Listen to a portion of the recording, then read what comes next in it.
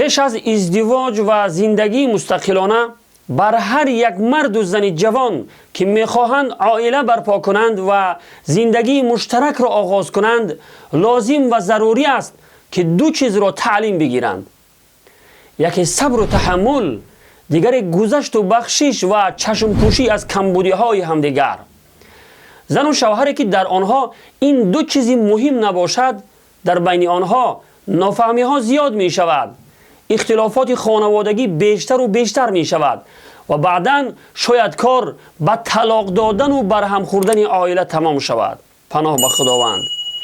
برادران و خواهران عزیز، پیش از ازدواج و آغاز زندگی مشترک زن و شوهری این دو چیز را خوب تعلیم بگیرید و آن را در زندگی تجربه کرده بعد از آن خود را برای ازدواج آماده کنید.